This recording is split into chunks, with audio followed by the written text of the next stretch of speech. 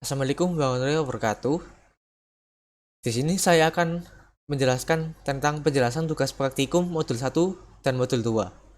Saya adalah anggota 2, Alexander Yuda Pratama, NPM 06 2018.1.07029.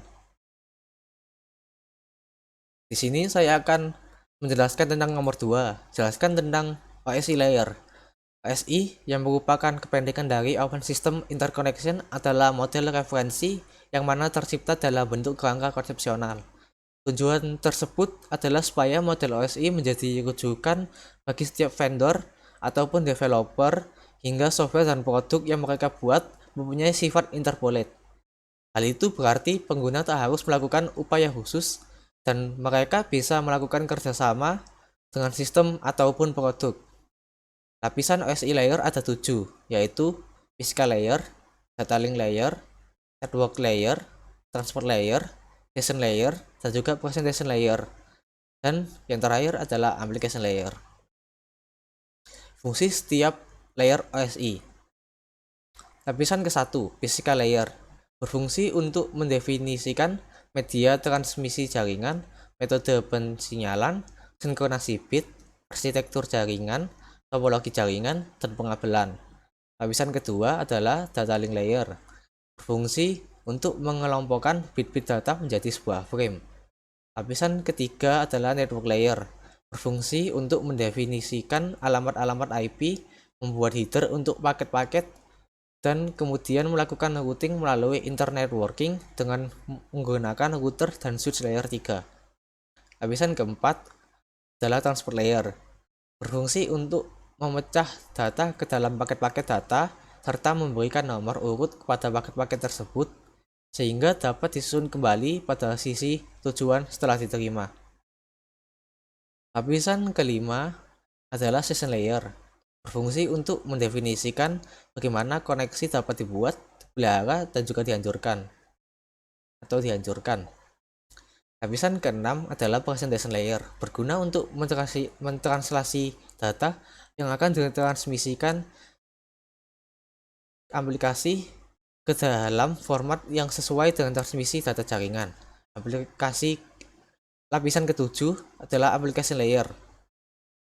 Layer ini bertanggung jawab atas pertukaran informasi antara program komputer seperti program email dan service lain yang jalan di jaringan seperti server printer ataupun aplikasi komputer lainnya.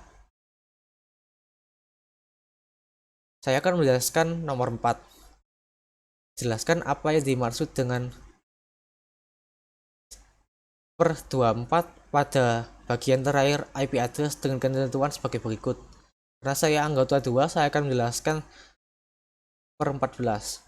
Yang dimaksud bagian akhir IP adalah CIDR atau Class Interdomain Routing, adalah sebuah alternatif untuk mengklasifikasikan alamat-alamat IP berbeda dengan sistem klasifikasi ke dalam kelas A, kelas B, kelas C, kelas D, dan kelas E.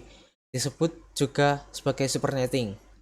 CIDR merupakan mekanisme routing dengan membagi alamat IP jaringan ke dalam kelas A, B, dan juga C. Dan CIDR per 14 adalah kelas A. Dan ini adalah tabel CIDR kelas A.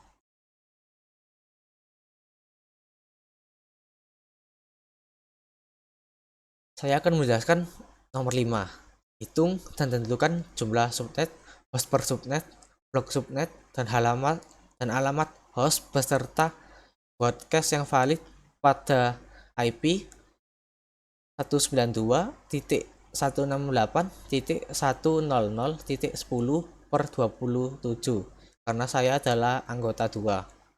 Cara menghitungnya adalah jumlah subnet dirumuskan dengan 2x. Jumlah host atau subnet dirumuskan dengan 2y min 2. Blok subnet dirumuskan dengan 256 dikurangi jumlah desimal subnet mask. Alamat broadcast dapat didapatkan dengan mengurangi satu host pada blok subnet. IP address-nya adalah 192.168.100.10 per 27. Subnet mask-nya adalah 255.255.255.224 dan desimal subnetnya adalah 111.11.11.11.11.11.11.000000. Pertama kita hitung jumlah subnet 2x, di mana x adalah banyaknya binari 1 pada oktet terakhir subnet mas, 2 oktet terakhir untuk kelas B, dan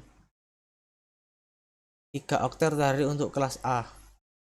Jadi jumlah subnet adalah 2/3, yaitu 8 subnet, dan juga jumlah host per subnet adalah 2/Y-2, di mana Y adalah kebalikan dari X, yaitu banyaknya binari 0 pada oktet terakhir subnet. Jadi jumlah host per subnet adalah 2/5-2, yaitu adalah 30 host.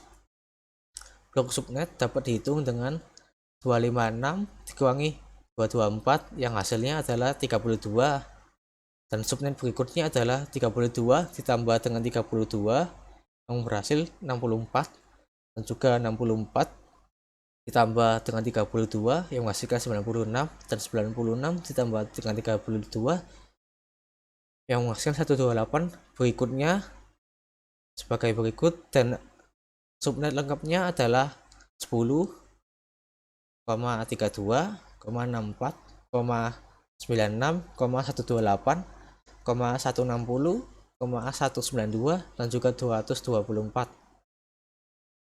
Bagaimana dengan alamat host dan broadcast? Kita langsung buat tabel sebagai catatan. Host pertama 1 angka setelah subnet, dan broadcast adalah 1 angka sebelum subnet. Dan ini adalah tabel alamat host dan broadcast yang valid.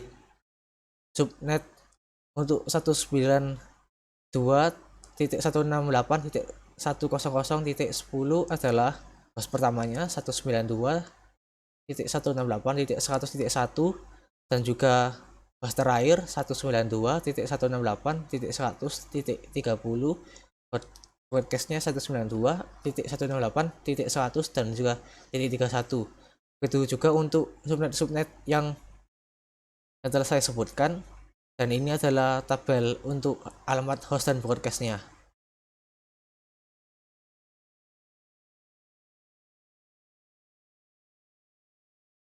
Nomor 6, untuk anggota 2, jelaskan apa itu topologi bus. Topologi bus adalah topologi jaringan yang menggunakan kabel pusat yang merupakan media utama dari jaringan. Terminal-terminal yang ada membangun jaringan dihubungkan dengan kabel utama yang merupakan inti dari jaringan. Keuntungan dari topologi bus ini adalah 1. Jarak LAN tidak terbatas, 2. Kecepatan pengirimannya tinggi, 3. Tidak perlu dikendalikan pusat, 4. Jumlah perangkat dapat dirubah tanpa mengganggu perangkat yang lain, 5. Kemampuan pengembangannya tinggi, 6. Kondusif untuk jaringan gedung bertingkat. Dan kerugian untuk topologi bus adalah jika trafik tinggi dapat menyebabkan kemacetan, 2. Diperlukan repeater untuk memperkuat sinyal, 3. Operasional jaringan LAN tergantung tiap perangkat, 4. Keamanan data kurang terjamin. Itu saja. Wassalamualaikum warahmatullahi wabarakatuh.